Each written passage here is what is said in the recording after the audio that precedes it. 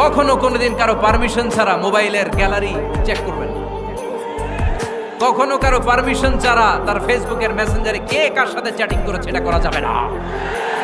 কখনো কারো পারমিশন ছাড়া তার মেইলের ইনবক্স খুলে দেখা যাবে না।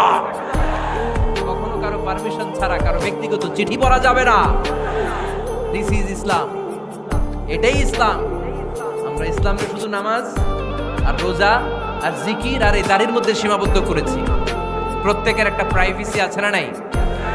Everyone has privacy and no one should interfere in his privacy or in her privacy. প্রত্যেকের একটা প্রাইভেসি আছে না নাই? মানুষ ছোট হলেও তার একটা সম্মান আছে না নাই? এজন্য ছোট্ট বাচ্চাদেরকে কখনো প্যান্ট খুলতে বলবেন না।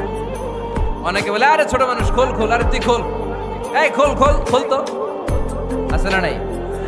ওরও প্রেস্টিজ আছে, ওরও সম্মান আছে।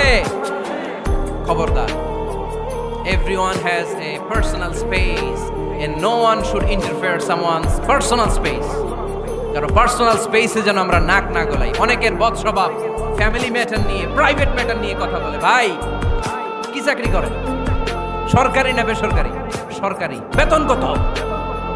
ওনার বেতন কত? এটা দিয়ে আপনার কি লাভ? ঠিক কি না? মানুষ একটা দেখলে ভাই বয়স কত, ভাই বেতন কত, ফার্স্ট ইমপ্রেশনে, ফার্স্ট যখন আপনি কারোর সাথে দেখা করবেন বেতন কত, বয়স কত, এগুলো জিজ্ঞেস করা যাবে? কেউ যখন কারো ঘনিষ্ঠ হয়, বন্ধুতে রূপান্তরিত হয়, তখন এই কথাগুলো। কিন্তু শুরুতেই প্রাইভেট ম্যাটার নিয়ে, পার্সোনাল ম্যাটার নিয়ে খোঁচাখুচি করা যাবে